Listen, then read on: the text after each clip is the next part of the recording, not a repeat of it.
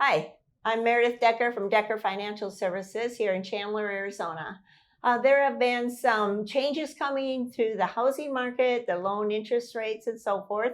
And so we felt it was very important for us to get this information out to our clients and to put the world actually and let them know about some of the changes that are happening, and they're happening so rapidly. I talked to Tara from AmeriFirst Mortgage. Hi, guys. And I talked to her about a month ago, and we had been talking about self-fulfilling prophecies. Isn't that the truth? About, people are thinking that maybe the housing market will go down. We're thinking that probably interest rates are going to go up and may have an effect on that. And so I'm going to be talking to Tara today about some of those events and how they are a self-fulfilling prophecy, and they have really moved things and changed the environment that we have been in, even for the last month and a half. Absolutely. It's just tremendous. So I'm going to let Tara talk and give a summary of where we are at in the housing market and interest rates. Yeah. And I might interrupt you with a few questions or so.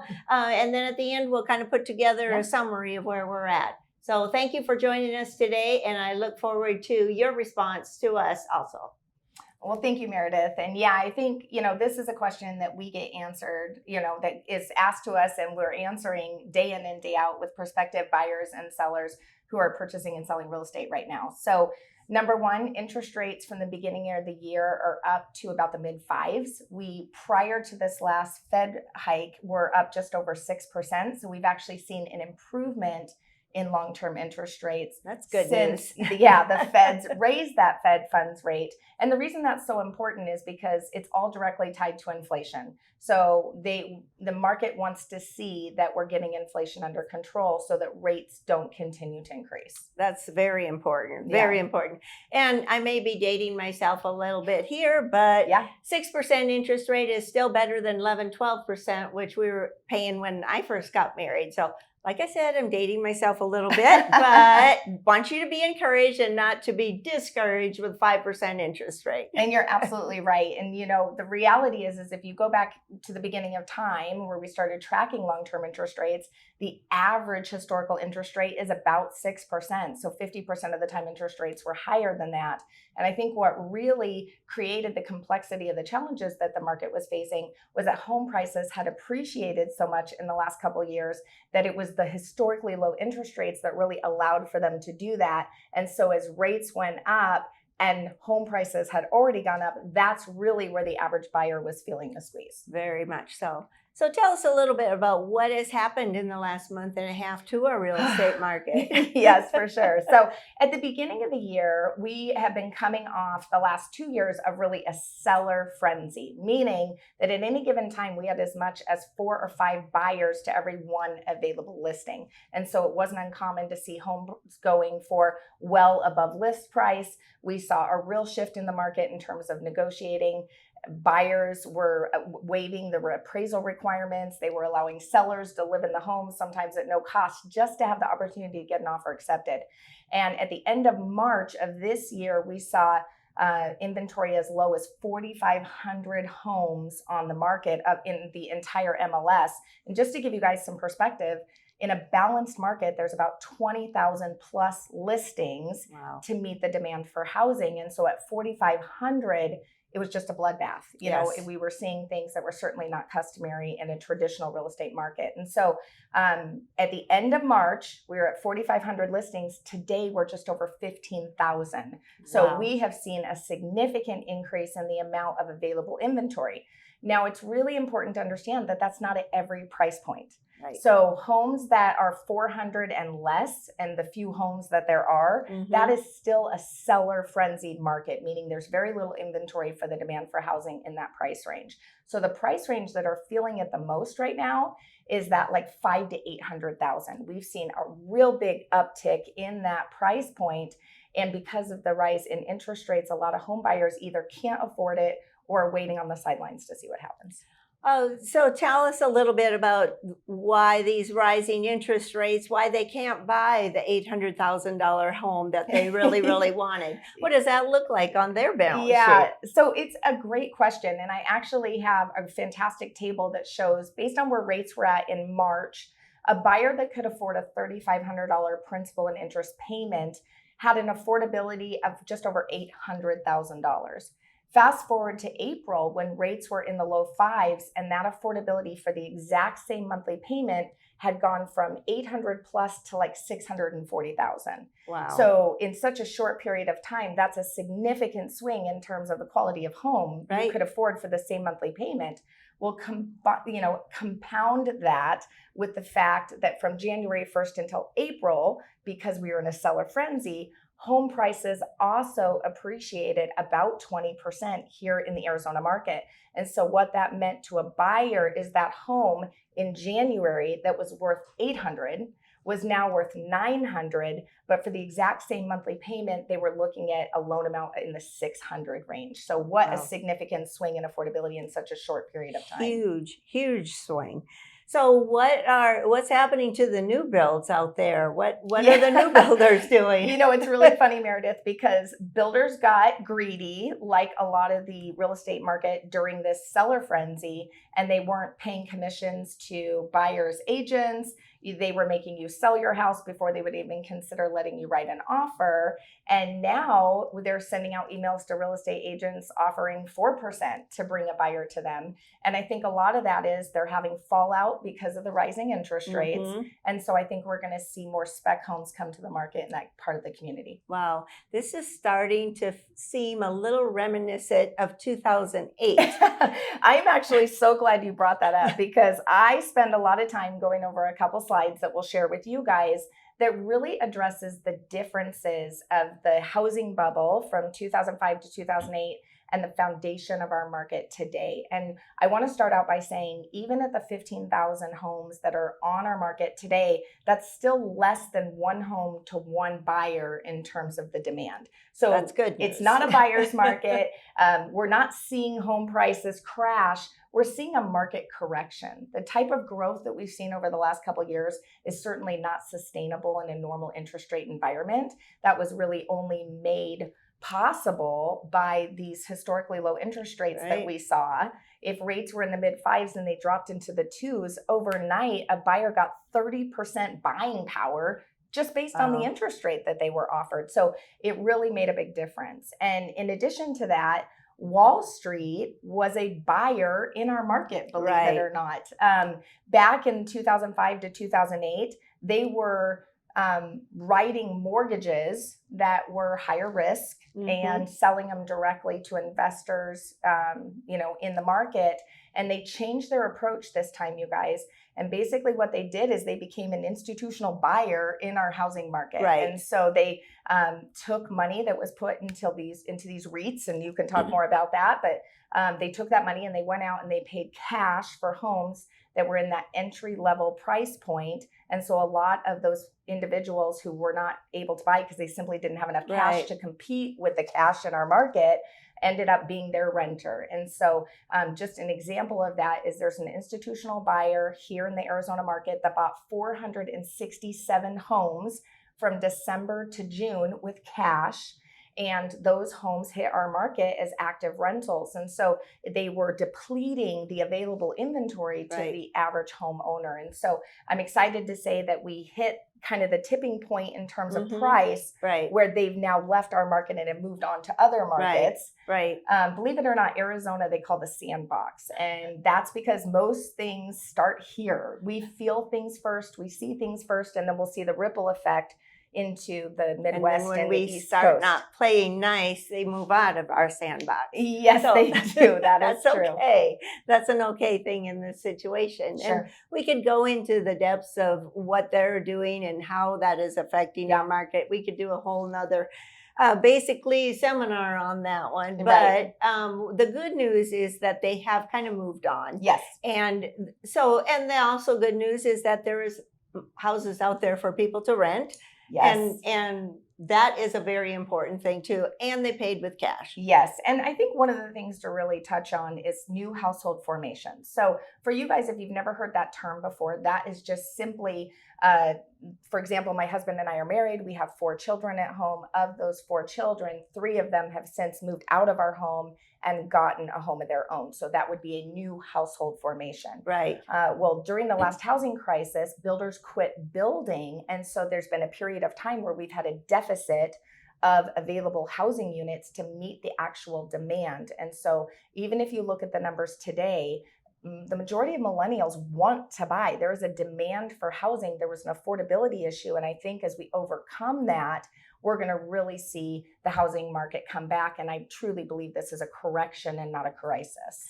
So when you say that we've got the millennials out there buying and that Yeah. type of thing, how does a first-time home buyer get into a home? What are some options there? Yes. So the great news is in a balanced market as that we're heading into, you can buy if you're a first-time home buyer with as little as 3% down. And there's a lot of misconceptions about that. People hear 20% because that's how much you have to put down to avoid mortgage insurance, but it's not how much you have to put down to purchase a home. Mm-hmm. And I have this term right now, marry the house and date the rate. And I think it's really important to touch on because for those buyers who were buying in the first part of the year when there was absolutely no inventory, they didn't get to be very selective if they were lucky enough to have their offer accepted at all. Today, you have more choices, better ability to negotiate, and a buyer can get in with less money out of pocket. And our CEO of our company sent out an email that was so perfect to address why this is a great time to buy.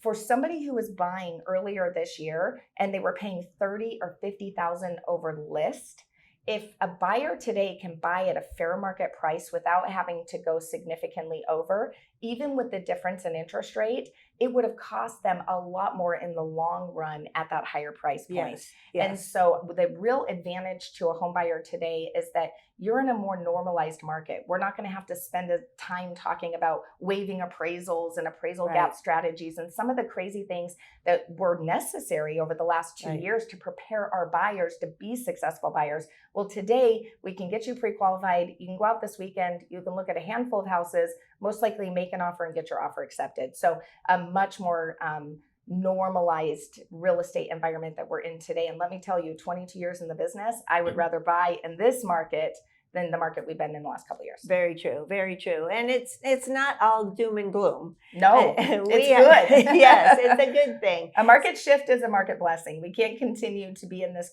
crazy environment we've been in. Right. And we don't want to have that I think if it would have progressed and kept going, we would have maybe seen more than a correction in what's happening in the real estate market. We would have seen that bubble. Yes, I completely agree. I think had the Feds continued to turn a blind eye to the inflation we were all seeing and feeling, that it would have set us up for a deeper correction. Not that most of us wouldn't want interest rates at 2 or 3%. However, it's not sustainable. Right. I think what we saw is a perfect example of why it's important for the market to determine the value.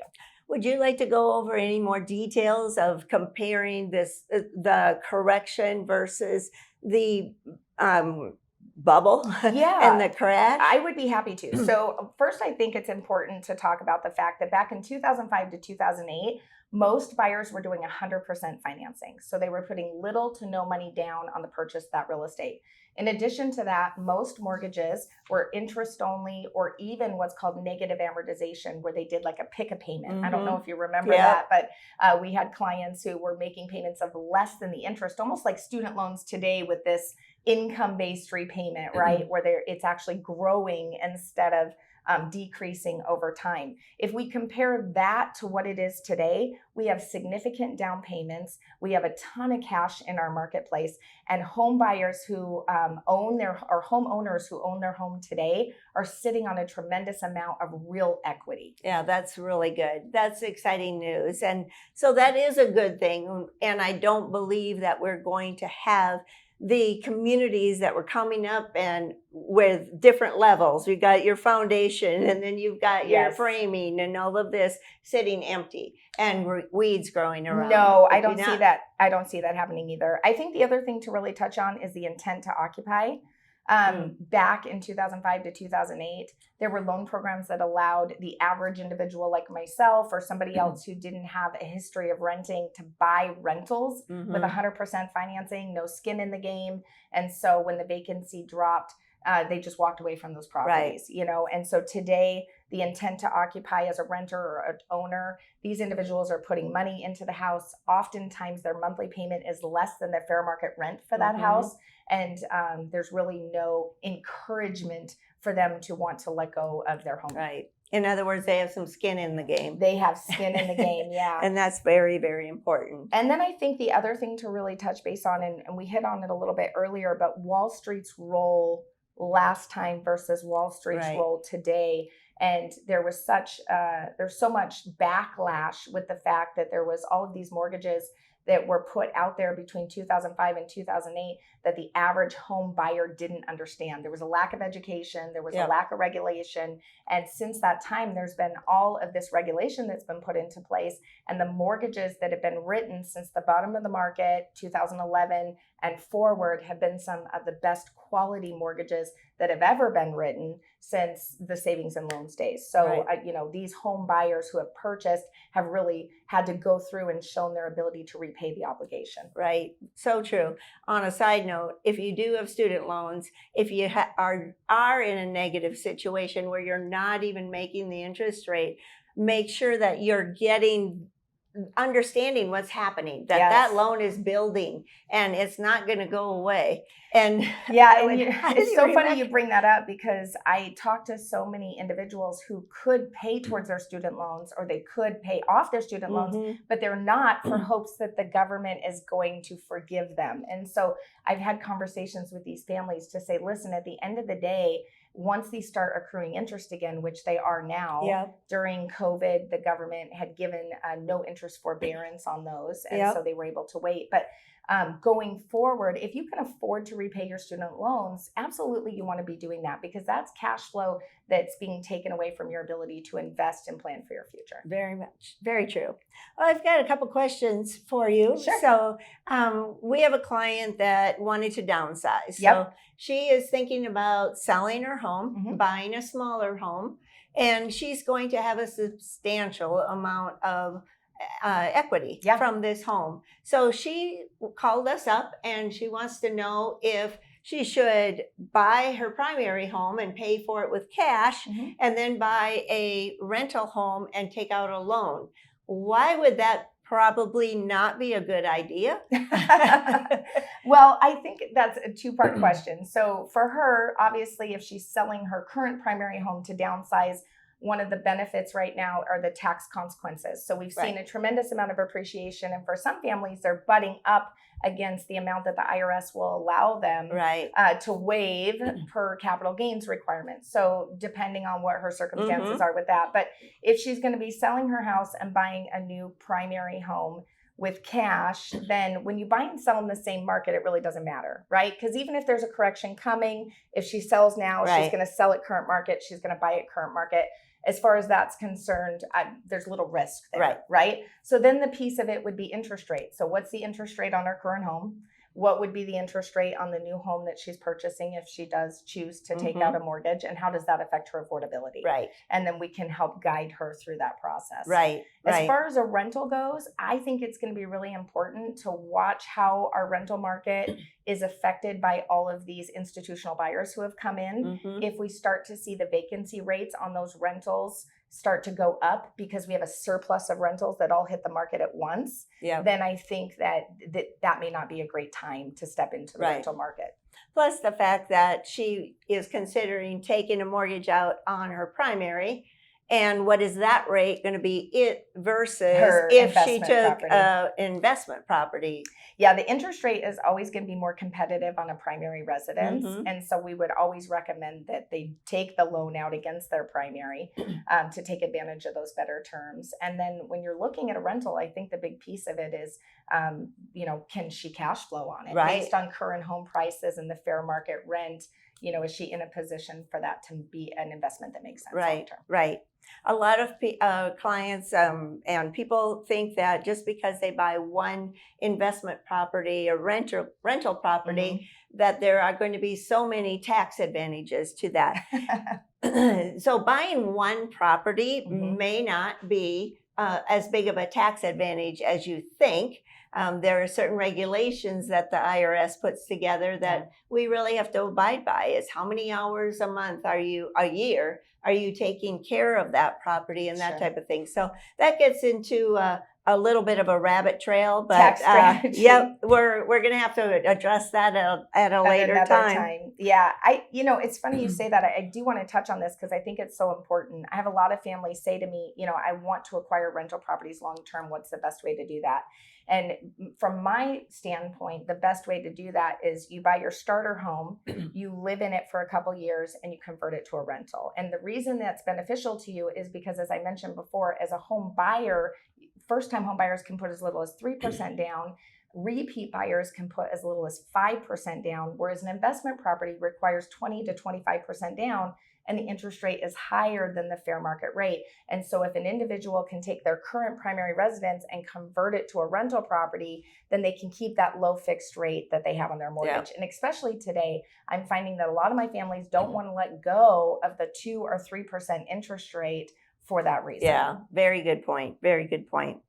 So another question would be, and we get this often too, is I'm going through a divorce and I want to refinance or purchase a home before the divorce is final. Yes. Because I want to take advantage of the credit that I may have now versus when I am divorced. Yes. Give us some strategies there. Well, first of all, you want to make sure that both parties are amicable, because when you purchase real estate in the state of Arizona, it's a community property state, you have to sign a disclaimer deed. So the non-purchasing spouse, if you're still legally married, has to sign a form essentially allowing you to purchase real estate. If they're not amicable, oftentimes they'll use that. Yes, I've had situations where we get to the closing table and the ex-husband or ex-wife refuses to sign the disclaimer deed, which just completely freezes the transaction until the divorce is final. So that would be step one. But we do have buyers, absolutely, that purchase and sell real estate during the negotiation phase of it. And it can happen if it's a refinance, for example, and the divorce isn't finalized. We just need a notarized document that is the agreement of the property itself. So, for example, if the wife is going to remain in the home but has to buy the husband out his portion of the equity, and we don't have a divorce decree that awards it that way, then we need a notarized document that's a property settlement document that says that the wife is paying out the husband this amount of money and to relinquish her ownership, essentially. Very true. And we've done several of those. The issue that comes to arise when there's temporary orders for child support or alimony that could affect a borrower's ability to qualify. And if somebody's trying to use income that might not meet the income requirements, that can be what really prevents them from doing what they want to do. And Meredith, you and I have worked together on several scenarios where somebody's going through a divorce and there's a newly awarded alimony or child support. And it's important to work with a lender leading into that decision, because there's a specific period of time in which the income has to be received, and there's a specific period of time in which the income has to continue in order for the lender to be able to use that income for qualifying. Right. And I think that's so important to remember before the judge signs off on the agreement, because it's going to affect what happens down the road. And 100%. And if you don't qualify or something goes awry and you don't meet those qualifications, everything that you've just agreed to is going to be turned upside down. And you're absolutely right. And I can't tell you how many clients I've spoken to that come to me just right after the divorce is finalized, thinking they're ready to go. And there's specific verbiage in the divorce decree that becomes our direct road stop from getting them to the finish line. And so had they just simply had a conversation with us leading into that, we could have given them the right advice. Tara, is there anything else that I have left out in our conversation today that might be helpful to our clients? It's funny you say that, because I was just thinking how many calls I'm getting each week from families who are looking to tap into the equity in their home. With inflation being what it is, fuel prices, grocery prices, and the unexpected, a lot of families are wanting to consolidate debt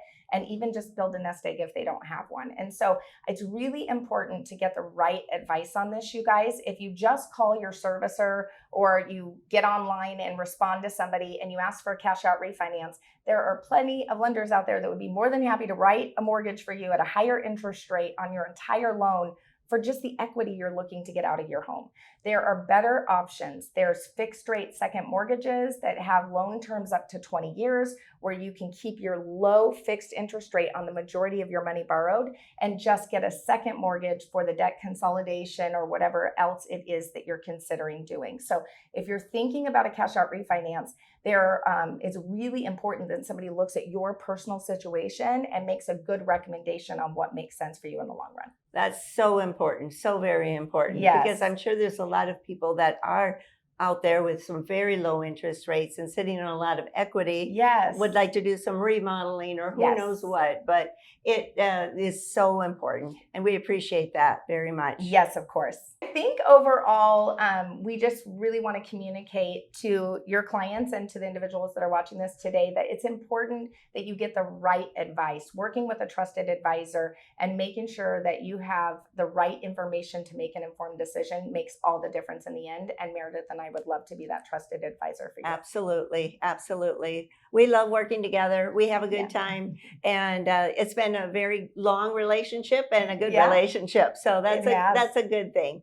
And thank you all for checking in today. We appreciate it very much. You can get a hold of us at Dekker Financial, 480-897-1067. You can talk to Adam or myself, anybody that really answers the phone. They'll put you in the right direction. And you can get a hold of Tara also at tkteam.us or our main line 480-344-1951. And we're happy to just answer any questions that you have. Yep. Thank you very much. Thanks, Take care. guys. Bye.